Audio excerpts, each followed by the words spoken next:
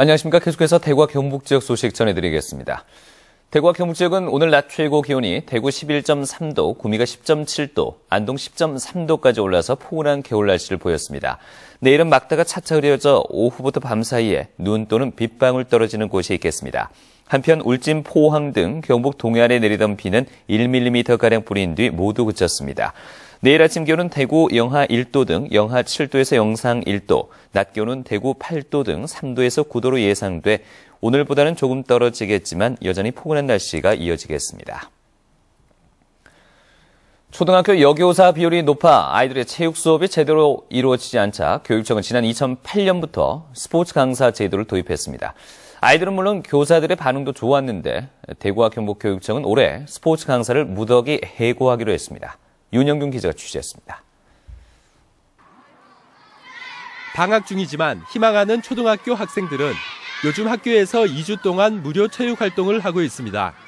이렇게 학기 중은 물론 아이들의 방학 체육까지 맡고 있는 스포츠 강사는 대구에 132명. 남자 교사 부족으로 부실해진 체육 수업을 보완하기 위해 지난 2008년 처음 도입된 이후 학교 폭력과 자살 등을 막기 위한 대안으로도 학교 체육 활성화가 꼽히면서 꾸준히 늘었습니다. 부산 입장에서도 스포츠 강사들의 협조를 받아서 체육 수업에 대한 틀이 잡혔는데 갑자기 예산 때문에 스포츠 강사를 줄이면 올해도 대구의 초등학교 198곳에서 스포츠 강사를 배정해달라고 신청했지만 대구시 교육청은 단 50명만 고용하기로 결정했습니다. 근무 중인 132명 가운데 80여 명이 사실상 해고될 수밖에 없습니다. 특히 전국 교육청 가운데 대구와 경북, 인천과 전남 등 4곳만 스포츠 강사를 해고하기로 결정했는데 대구의 인원 감축 비율이 62%로 가장 높습니다. 각 교육청마다 그 사정이 이제 좀 다른 특수한 것은 있겠죠. 예. 그래서 저희들은 그 예산이 워낙 이렇게 짜기가 어려운 상황이어서 그렇게 줄 수밖에 없는 상황이 생겼습니다.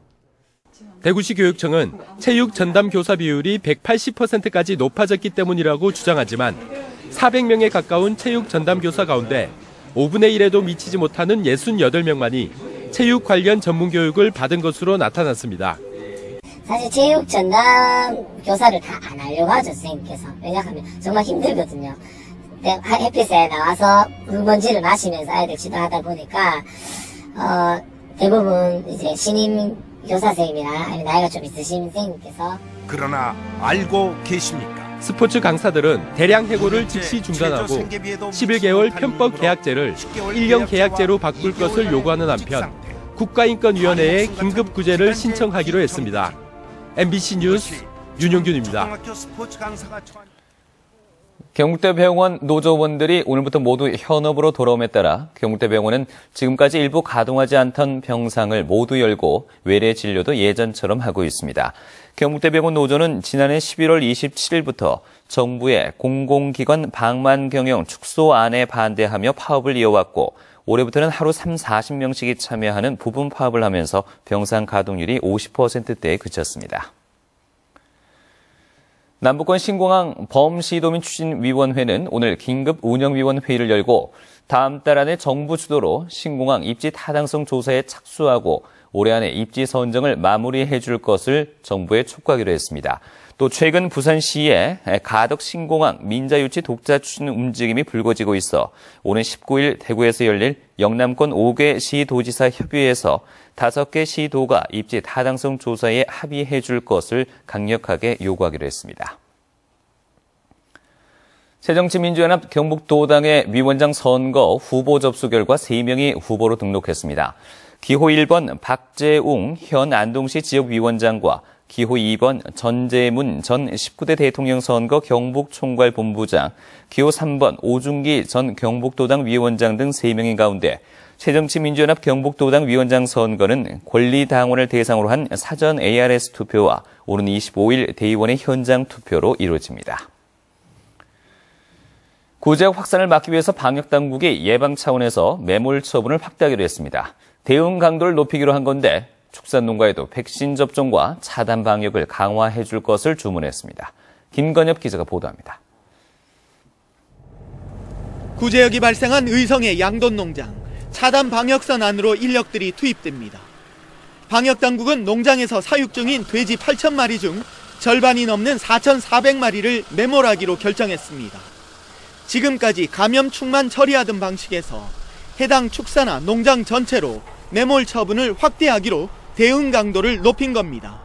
면역 항체가 떨어지는 시점에서 자꾸 그 감염된 축이 추가적인 발생이 나오기 때문에 개체별로 계속 드러내서는 조기에 종식을 시키기가 힘들다고 보고요. 또 발생 농가를 중심으로 반경 3km를 오염지역으로 정하고 군부대의 제독 차량을 지원받아 방역을 강화하고 있습니다. 백신의 효능에 대한 논란은 있지만 4년 전과 비교하면 백신은 효능이 크고 철저한 차단 방역이 뒤따른다면 가장 효과적인 예방책이라는 게 방역당국의 설명입니다. 하반기쯤 되면은 국내에서도 그런 것들을 좀 적용할 수 있도록 그런 목표를 가지고 저희들이 지금 시험을 하고 있습니다. 그러니까 최신의 방법들을 활용을 해서 뭔가 접종 방법을 개선하기 위해서 지금 연구 중이다. 의성 추가 발병 농장을 제외하면 일주일이 넘도록 의심 신고도 접수되지 않고 있어 이번 구제역은 앞으로 2, 3주 정도가 고비가 될 것으로 보입니다. MBC 뉴스 김건엽입니다. 국방부는 북한이 오는 10월 문경에서 열리는 세계군인체육대회에 육군 5종과 유도, 레슬링 등 11개 종목에 213명의 선수를 파견하겠다는 의향서를 담은 1차 동의서를 지난해 10월 국제군인스포츠위원회에 보내왔다고 밝혔습니다. 국방부는 그러나 북한의 참가 여부는 오는 3월 15일이 시한인 2차 동의서와 8월 1일이 시한인 3차 동의서를 받아봐야 확인할 수 있을 것이라고 덧붙였습니다.